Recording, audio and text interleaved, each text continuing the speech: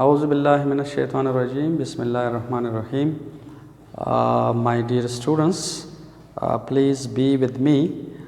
This is chapter number 14, lecture number 6, and we are going to study self-induction. याद रखिए self induction हमारा main topic है और under this particular topic we are going to discuss self induced EMF and self inductance. Pehle we will discuss self induction, which is basically a process, a phenomena, और then we will discuss self induced EMF का क्या मतलब है, self inductance का क्या मतलब है. ठीक है, look at the definition number 1. What is self induction?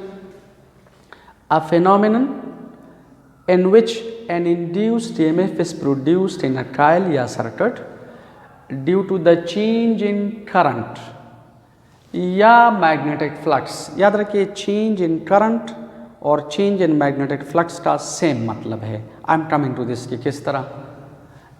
In the same coil, self का मतलब है in the same coil is called self induction, a phenomenon in which an induced EMF is produced in a coil या circuit due to the change in current या magnetic flux in the same coil is called self induction. देखिए ये हमारे पास coil है, ठीक है, this is a particular coil. coil का मतलब है जब कोई कंडक्टर स्ट्रेट ना हो, आप इसे जो भी शेप प्रोवाइड करें, जो भी शेप आप इसे असाइन करें, लेकिन अगर स्ट्रेट नहीं है, it is circular, rectangular, square है, स्प्रिंग लाइट शेप है, ठीक है, मसलन सोलोनाइड है, टोराइड है, whatever it may be, अगर स्ट्रेट कंडक्टर नहीं है तो फिर इसे हम कहते हैं coil. Is it? So this is a particular coil which is behaving like a solenoid. Chapter number 3 में हमने पढ़ा था. और दिस इज़ बैटरी, ठीक है, this is DC battery and you know this is rheostat. ठीक है, चैप्टर नंबर 2 में पढ़ा था करंट इलेक्ट्रिसिटी में कि रियोस्टेट का मतलब है a device by which we can change the resistance in a circuit. Alternatively we can say a device by which we can change the current in a circuit is called rheostat. Rheostat के ज़रिए हम किसी circuit में current को control कर सकते हैं, change कर सकते हैं, वगैरह वगैरह. अच्छा देखो, यू नो कि कन्वेंशनल करंट बैटरी के पॉजिटिव से नेगेटिव की तरफ फ्लो करता है. When current is passing through this coil, when current is passing through this solenoid, तो आपको पता है करंट की वजह से मैग्नेटिक फील्ड पैदा हो जाती है. और हमने चैप्टर नंबर 3 में पढ़ा था according to the ampere circuit law, the magnetic field due to current in a solenoid is written as B is equal to mu naught n I. mu naught का मतलब है permeability of free space, n means number of turns per unit length, I means current passing through the solenoid या coil या spring. Is it? This is B. अब question ये कि अगर current आप देखिए इस डायरेक्शन में गुजर रहा है तो what is the direction of magnetic field. याद रखिए ये इस तरह है, ये जो टर्न है ये नीचे है, ये ऊपर है, ये वाला नीचे है, ये ऊपर है. करंट इस तरफ फ्लो कर रहे हैं तो राइट हैंड रूल अगर आप अप्लाई करें the current is passing like this. देखिए करंट एंटी क्लॉकवाइज डायरेक्शन में इस तरफ फ्लो करे, current is passing like this. So term shows the direction of magnetic field. तो ये नॉर्थ है और आप देखिए ये साउथ है. और आपको पता है मैग्नेटिक लाइंस नॉर्थ से निकलकर साउथ की तरफ वापस आ जाती है. ठीक है, नॉर्थ से निकलकर साउथ की तरफ ये लाइंस वापस आ जाती है. तो आप लोग गौर से देखें, ये कायल खुद अपनी मैग्नेटिक फील्ड में पड़ी है. देखिए ये कायल अपनी मैग्नेटिक फील्ड में लाई करती है, अपनी मैग्नेटिक फील्ड में पड़ी है. ठीक है, तो B is written like this. According to the Ohm law, current is V by R, where V is the voltage of this battery or EMF of this battery. और याद रखिए, according to the equation, देखें magnetic flux बराबर है B dot A, और Faraday's law में हमने पढ़ा था कि according to the Faraday's law the induced EMF बराबर है minus n, and this is delta phi sub m divided by delta t। ठीक है, याद रखिए ये पेपर में आप सॉल्यूशन में नहीं लिखेंगे, ये मैं सिर्फ एक आपको आइडिया दे रहा हूँ, एक कॉन्सेप्ट हम बना रहे हैं, आप पेपर में ये नहीं लिखेंगे, पेपर में फिर हम वो डेरिवेशन कर रहे हैं वो आप लोग लिखेंगे। लेकिन लुक एट ए, अगर आप इस रियोस्टेट के ज़रिए रेजिस्टेंस को कम या ज़्यादा कर रहे हैं, रियोस्टेट के ज़रिए अगर आप रेजिस्टेंस को कम कर रहे हैं या ज़्यादा कर रहे हैं, तो चेंज इन रेजिस्टेंस का मतलब है change in current, change in current का मतलब है change in B, change in B का मतलब है चेंज इन मैग्नेटिक फ्लक्स, और change in magnetic flux is responsible for induced EMF according to the Faraday's law of electromagnetic induction. याद रखिए ये हमने शुरू में डिसाइड किया था कि इस चैप्टर के हर टॉपिक में we will apply Faraday's law and Lenz's law, Faraday's law and Lenz's law. तो दोबारा देखें, अगर आप रियोस्टेट के जरिए रेजिस्टेंस को कम या ज़्यादा कर रहे हैं, if it means you are change in current, change in current का मतलब है change in B, change in B का मतलब है change in magnetic flux, change in magnetic flux का मतलब है इंड्यूस्ड EMF। क्लियर? तो लुक एट, अब डेफिनेशन को देखिए, a phenomenon in which an induced EMF is produced in a coil या circuit due to the change in current या change in magnetic flux in the same coil is called self induction।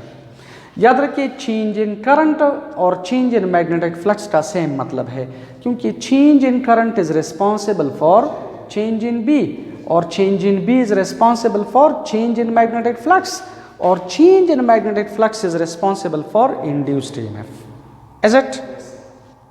अच्छा, तो self induction क्या है? It is a process, it is a phenomenon in which an induced EMF is produced in a coil due to the change in current या change in magnetic flux linking with the same coil या in the same coil is called self induction, is it? self induced EMF का क्या मतलब है?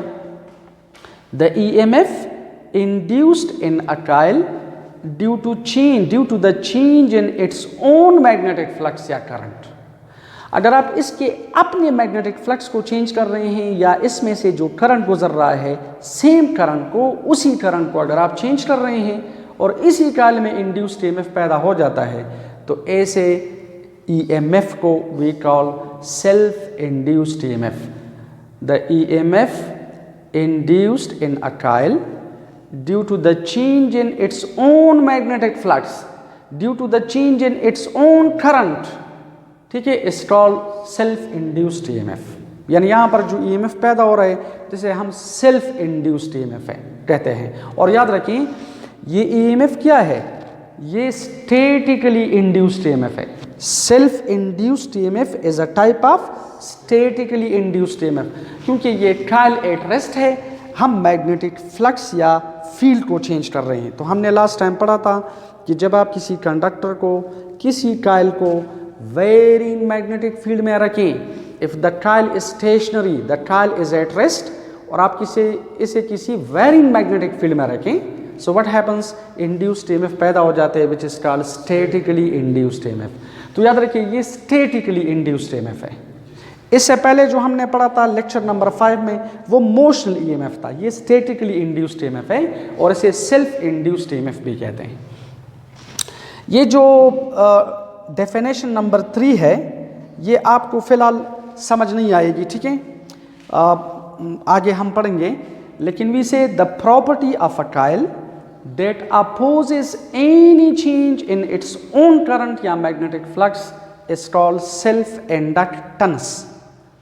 The property of a coil that opposes any change in its own current या magnetic flux is called self inductance। जिस तरह हमारे पास किसी resistor की रेजिस्टेंस होती है, और रेजिस्टेंस क्या करती है, रेजिस्टेंस अपोजेस करंट। तो याद रखिए यहाँ पर काइल की एक प्रॉपर्टी है जिसे हम कहते हैं inductance, which is represented by capital L. अभी हम आगे आगे पढ़ेंगे। और ये एल क्या करता है, ये एल चेंज इन करंट को अपोज करता है। क्यों? According to the Lenz law. यानी इस काल में से अगर करंट इंक्रीज कर रहा है तो ये इस इंक्रीज को अपोज करता है, और अगर आप करंट को डिक्रीज कर रहे हैं तो ये डिक्रीज को अपोज करेगा according to the Lenz law. ठीक है, तो ये डेफिनेशंस ये साफ करो।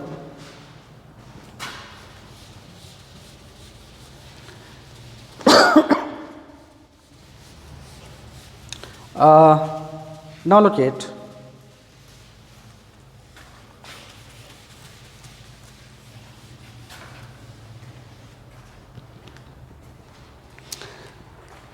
हमने ये डिसाइड किया था कि इस चैप्टर के हर टॉपिक में we will apply the Faraday's law.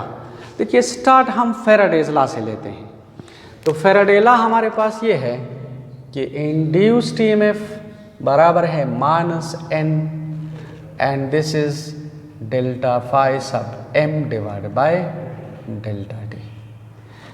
याद रखिए this Faraday's law could be written as minus this is del by del t and this is n into phi m। ठीक है, what does this mean? इसे कहते हैं flux linkage. इस law में flux linkage is there और change in flux takes place with respect to time and this negative sign is due to the Lenz law. तो इस लॉ के अंदर, इस इक्वेशन के अंदर, ये इक्वेशन हमें क्या बता रही है? It gives us information regarding the magnitude of induced EMF as well as the direction. Is it? तो this is a very authentic equation. ये फैराडेज लॉ है, क्योंकि अभी हमने पढ़ा कि चेंज इन करंट और चेंज इन फ्लक्स का सेम मतलब है। तो जब आप इस काल में करंट को चेंज कर रहे हैं, you are basically change in the magnetic flux, और change in magnetic flux according to the Faraday's law is responsible for induced EMF. अच्छा, now look it this induced EMF is directly proportional to the time rate of change of magnetic flux. लेकिन flux depends upon, change in flux depends upon change in current. तो याद रखिए we can also say कि induced EMF is directly proportional to the time rate of change of current in the same coil। देखिए this and this is the same thing। Induced EMF produced in the coil is directly proportional to the time rate of change of current। अगर आप पर second यहाँ पर ज़्यादा current को change कर रहे हैं तो इंड्यूस्ड EMF ज़्यादा होगा, कम चेंज कर रहे हैं तो इंड्यूस्ड EMF कम होगा। क्लियर? अगर आप इस रेजिस्टेंस को चेंज नहीं कर रहे हैं, if you are not changing the current in the coil, if a steady current is passing through this coil, a constant current is passing through this coil. तो कांस्टेंट करंट का मतलब है constant B, constant B का मतलब है constant magnetic flux, और constant magnetic flux का मतलब है there is no change in magnetic flux according to the Faraday's law, no induced EMF is there. तो याद रखिए constant current doesn't induce any induced EMF, is it? लेकिन if you are changing the current in this particular circuit, so we can say induced EMF is produced, which is directly proportional to the time rate of change of current in the circuit। Removing this proportionality, I'll write a constant L, ठीक है, and delta I divided by delta T। और आपको पता है we will have to put a negative sign here, and this negative sign is due to the Lenz law. याद रखिए इस chapter के हर टॉपिक में simultaneously we will apply the two laws, okay, Faraday's law and Lenz law. Clear? This is let equation number 2। याद रखिए ये equation में इस तरह भी लिख सकता हूँ, लुक इट, माइनस ये टाइम ऑपरेटर अगर आप बाहर लिखें और इसे मैं अगर इस तरह लिखूँ L इंटू आई, तो this is let equation number 3, is it? अच्छा, याद रखिए इस L का क्या मतलब है? L का मतलब है कोएफिशिएंट ऑफ सेल्फ इंडक्शन, ठीक है, या इसे कहते हैं coefficient of self inductance. This is called self inductance, is it? जिस तरह रेजिस्टर की रेजिस्टेंस होती है तो कॉइल की इंडक्टेंस होती है, कैपेसिटर की कैपेसिटेंस होती है, वगैरह वगैरह। तो लुक एट इस इक्वेशन नंबर 2 से अगर आप L कैलकुलेट करें, यहां से आप L कैलकुलेट करें तो L is equal to minus induced EMF divide by delta I divide by delta T। This is let equation number 4। What is self inductance या what is the magnitude of, ठीक है, self inductance क्या मतलब है? Self inductance या coefficient of self inductance का मतलब है it is the negative ratio, this negative is due to the Lenz's law, it is the negative ratio of the induced EMF produced in a coil to the time rate of change of current in the same coil. It is the ratio of the induced EMF produced in a coil to the time rate of change of current in the same coil. याद रखिए ये जो induced ये जो coefficient of induced coefficient of self inductance है, ये ना इस पर डिपेंड करता है ना इस पर डिपेंड करता है, क्योंकि अगर ये ज़्यादा है, ये delta I by delta T ज़्यादा है तो ये भी ज़्यादा होगा, delta I by delta T कम है तो ये भी कम होगा, तो कम बाय कम और ज़्यादा बाय ज़्यादा रिमेन्स कांस्टेंट। याद रखिए सेल्फ इंडक्टेंस जो है वो न इंड्यूस्ड EMF पर डिपेंड करता है न delta I by delta T पर डिपेंड करता है। ये किन किन चीज़ों पर डिपेंड करते हैं तो इसके बाद लेक्चर में हम पढ़ेंगे कि फैक्टर्स अफेक्टिंग सेल्फ इंडक्टेंस, वो कौन कौन से फैक्टर्स हैं, पैरामीटर्स हैं जो सेल्फ इंडक्टेंस को अफेक्ट करते हैं। तो इंशाल्लाह वी विल स्टडी दैट। तो for the time being forget about this, ठीक है। याद रखें सेल्फ इंडक्टेंस का यूनिट है हेनरी।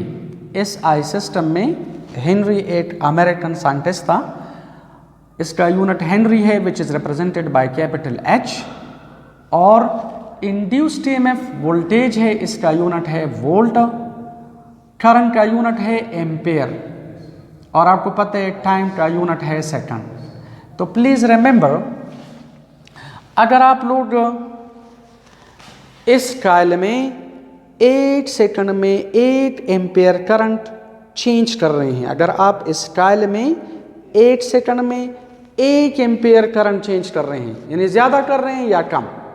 मसलन देखें अगर 10 ampere current was passing through the coil और आप इसको ज़्यादा ज़्यादा ज़्यादा ज़्यादा 11 करें, 8 सेकंड में अगर आप इसे 11 करें, फिर 8 सेकंड के बाद अनदर सेकंड के बाद 12 करें, अनदर सेकंड के बाद 13, अनदर सेकंड के बाद 14, इसका मतलब है कि अगर आप 8 सेकंड में 8 एम्पेयर करंट इस कॉइल में इंक्रीज कर रहे हैं या डिक्रीज कर रहे हैं, और इसमें जो इंड्यूस्ड EMF है वो 1 वोल्ट पैदा हो जाता है, तो याद रखिए इस कॉइल का जो कोएफिशिएंट ऑफ सेल्फ इंडक्टेंस है दैट विल बी 1 हेनरी।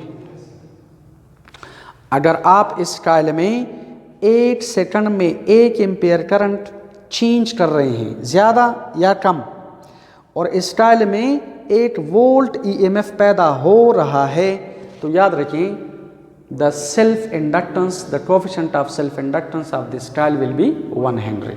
तो henry is the unit of self inductance in SI system. अच्छा लुक एट, देखें याद रखें इंड्यूस्ड EMF कैलकुलेट करना इजी है। अगर आप इसमें वोल्टमीटर पैरेलल में लगा लें तो you can determine the magnitude of induced EMF. लेकिन याद रखिए ये डिटरमिन करना कि पर सेकंड आप कितना करंट चेंज कर रहे हैं, ज़्यादा कर रहे हैं या कम, ये कैलकुलेट करना थोड़ा सा मुश्किल है। तो इसी वजह से वी से कि ये इंड्यूस्ड ईएमएफ ना इस पर डिपेंड करते हैं ना इस पर, क्योंकि अगर ये ज़्यादा है तो ये ज़्यादा, ये कम है तो ये कम, तो ज़्यादा बाय ज़्यादा come by come remains constant है। अब ये सेल्फ इंडक्टेंस या coefficient of self inductance depend किस चीज़ पर करते हैं, तो ये अगले लेक्चर में फिर हम पढ़ेंगे किस चीज़ पर डिपेंड करता है, ये हम पढ़ेंगे, ठीक है। इसी वजह से ये कैलकुलेट करना थोड़ा सा मुश्किल है। अगर आपको याद है चैप्टर नंबर 1 में हमने पढ़ा था कि Q is equal to C V, this is the equation of a capacitor. अगर आप यहाँ से C कैलकुलेट करें तो Q डिवाइड बाई V। ये जो C है न ये चार्ज पर डिपेंड करता है न potential difference across the plates पर डिपेंड करता है, क्योंकि प्लेट्स के ऊपर, कैपेसिटर के प्लेट्स के ऊपर अगर चार्ज ज़्यादा है तो पोटेंशियल डिफरेंस ज़्यादा, चार्ज कम तो पोटेंशियल डिफरेंस कम। तो देखें अगर ये ज़्यादा है, सॉरी चार्ज ज़्यादा है ये ज़्यादा, चार्ज कम ये कम, इसी वजह से दिस रेशो रिमेन्स कांस्टेंट। और आपको अगर याद है फिर we calculated the capacitance of a parallel plate capacitor in terms of known quantities, और वो नोन क्वांटिटीज क्या थे, वो एरिया था, परमिटिविटी ऑफ फ्री स्पेस, या अगर डाइलेक्ट्रिक रखें तो एप्सिलॉन, और the distance between the plates. If you remember फिर हम इस तरह लिखते थे A epsilon not divide by D. तो this is constant, this is constant, this is constant. तो ये एल भी हम in terms of known quantities determine करेंगे अगले लेक्चर में, लेकिन for the time being look at, अगर आप ऐसा करें कि इक्वेशन नंबर 1 को और इक्वेशन नंबर 3 को कंपेयर करें, इक्वेशन नंबर 1 और इक्वेशन नंबर 3 को कंपेयर करें, तो इसमें ये होगा कि यहाँ से जो टाइम ऑपरेटर है डेल बाय डेल टी ये ख़त्म हो जाएगा, and we will get an equation in terms of constant values. Okay, तो ये अगर आप कंपेयर करें, कंपेयरिंग इक्वेशन नंबर 1 एंड 3, ये कंपेयर करें शाबाश।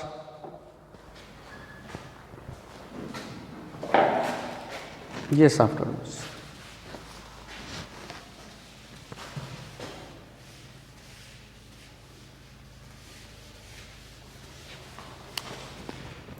comparing 1 and 3 we are getting like this कि minus del by del t because we are interested in L, this is L I, ठीक है, और this is minus del by del t and this is n into phi, सही है। देखिए this negative is gone with negative, और ये time operator के साथ cancel, so I will get L I is equal to N into phi sub N, और यहाँ से अगर आप एल कैलकुलेट करें so this will be N phi M divide by I. तो याद रखिए this is an equation for the self inductance, ठीक है। अब इसमें देखो ये n क्या है, कांस्टेंट। इस कॉइल के जो नंबर ऑफ टर्न्स हैं वो कांस्टेंट है, और देखिए magnetic flux for a particular current क्या होगा, कांस्टेंट। याद रखिए फ्लक्स डिपेंड्स अपॉन करंट, क्योंकि B depends upon current and flux depends upon B, तो देयरफॉर वी कैन से अगर ये ज़्यादा है तो ये भी ज़्यादा होगा, ये कम है तो ये भी कम होगा। इसी वजह से each and every coil has got a particular value of L। देखिए ये कांस्टेंट, ये कांस्टेंट। अगर इस कॉइल से एक particular amount of a constant current is passing, so for that constant current you can very easily determine the value of L, क्योंकि ये current अगर नोन है, is it, this current is known, magnetic flux जो है वो B dot A के बराबर है। इफ थीटा इज 0 तो दिस इज बी ए। और आप देखिए एरिया आप इसका आसानी से कैलकुलेट कर सकते हैं, and this B is mu naught N I and this is A. If you see A is constant, I is constant, N is constant, mu naught is constant, ठीक है। तो आप आसानी से ये फ्लक्स कैलकुलेट कर सकते हैं। तो फ्लक्स इजीली कैलकुलेटेबल है, करंट इजीली कैलकुलेटेबल है, ये तो ऑलरेडी कांस्टेंट है। तो you can calculate the value of this L very easily for any particular coil. यहाँ पर प्रॉब्लम ये है कि delta I by delta T calculate करना थोड़ा सा मुश्किल है। ये कैलकुलेट करना मुश्किल है कि पर सेकंड आप कितना करंट इंक्रीज या डिक्रीज कर रहे हैं, लेकिन this is very easy, this is understandable, this is very easy, and from this equation you can very easily determine the value of L. अच्छा याद रखिए, इधर जो नेगेटिव साइन है, इस नेगेटिव साइन का मतलब ये है कि ये जो इंड्यूस्ड ईएमएफ है according to the Lenz's law, ये इस delta I by delta T को अपोज करेगा। यानी ये इंड्यूस्ड ईएमएफ इस delta I by delta T को अपोज करेगा। इन अदर वर्ड्स, इस नेगेटिव साइन का ये मतलब है, गौर से देखो, अगर इस कॉइल से करंट इज पासिंग, और याद रखिए ये करंट इंक्रीज कर रहा है, if the current is increasing मसलन 10 एम्पेयर, 11, ठीक है, 12, 13, 14 like this, if current increases, तो when current changes induced EMF पैदा हो जाते हैं। तो ये जो इंड्यूस्ड ईएमएफ है, ये इस चेंज इन करंट को क्या करेगा, अपोज। किस तरह अपोज करेगा, according to the Lenz's law. तो याद रखिए आसान चल ये है, the very easy way to understand this, अगर इस कॉइल के अंदर करंट इंक्रीज कर रहा है according to the Faraday's law, इसमें इंड्यूस्ड ईएमएफ पैदा होगा, और इंड्यूस्ड ईएमएफ की वजह से इंड्यूस करंट पैदा होगा। तो प्लीज रिमेंबर, वेरी इजी, अगर इस कॉइल में करंट इंक्रीजेस तो जो इंड्यूस करंट है वो इसके ऑपोजिट डायरेक्शन में पैदा होगा। याद रखिए, अगर current current anti clockwise direction में है एंड इट इंक्रीजेस, तो जो इंड्यूस करंट है वो इस करंट को अपोज करेगा। मसलन अगर अप्लाइड करंट 10 एम्पेयर है, क्लियर, और इट इंक्रीजेस, तो जो इंड्यूस करंट है वो ऑपोजिट डायरेक्शन में, सपोज अगर 2 एम्पेयर फ्लो करता है तो वो 2 एम्पेयर करंट इस करंट को क्या करेगा, अपोज। नंबर 1। नंबर 2, अगर आप अप्लाइड करंट को डिक्रीज कर रहे हैं, मसलन अप्लाइड करंट पहले था 15 एम्पेयर, फिर 14, फिर 13, फिर 12, 11, 10, 9, 8 like this, if applied current decreases, तो ये जो इंड्यूस करंट है ये इस करंट के डायरेक्शन में पैदा हो जाएगा ताकि इसे सपोर्ट करे according to the Lenz's law. क्योंकि लेंज़ेज लॉ में हमने पढ़ा था कि इंक्रीज को डिक्रीज करना और डिक्रीज को इंक्रीज करना is called opposition according to the Lenz's law. तो देयरफॉर अगर अप्लाइड करंट बढ़ रहा है तो इंड्यूस करंट ऑपोजिट डायरेक्शन में पैदा होता है, और अगर अप्लाइड करंट कम हो रहा है तो याद रखिए induce current will be in the same direction. ठीक है, अगर if applied current increases, clear, तो जो इंड्यूस करंट है वो ऑपोजिट डायरेक्शन में पैदा होगा। The induce current will be in the opposite direction. लेकिन याद रखें, if the applied current decreases, ठीक है, तो जो इंड्यूस करंट है वो इसके डायरेक्शन ही में पैदा हो जाता है। क्लियर, इंड्यूस करंट इसके डायरेक्शन में पैदा हो जाते हैं ताकि इसे सपोर्ट करें। ठीक है, तो याद रखिए, we studied 3 things, what is self induction, what is self induced EMF and what is self inductance. ठीक है, इन तीनों के डेफिनेशंस हमने पढ़े। सेल्फ इंडक्टेंस का यूनिट हमने डिस्कस किया, हेनरी है। और याद रखिए यहाँ पर जो सेल्फ इंड्यूस्ड ईएमएफ है, it is a type of stationary या स्टैटिकली इंड्यूस्ड ईएमएफ, बिकॉज यहाँ पर the coil is at rest and we are changing the magnetic flux या करंट, यानी ये कायल एक वेरी मैग्नेटिक फील्ड में पड़ी है, तो therefore the coil is at rest, we can say it is statically induced EMF. Thank you very much.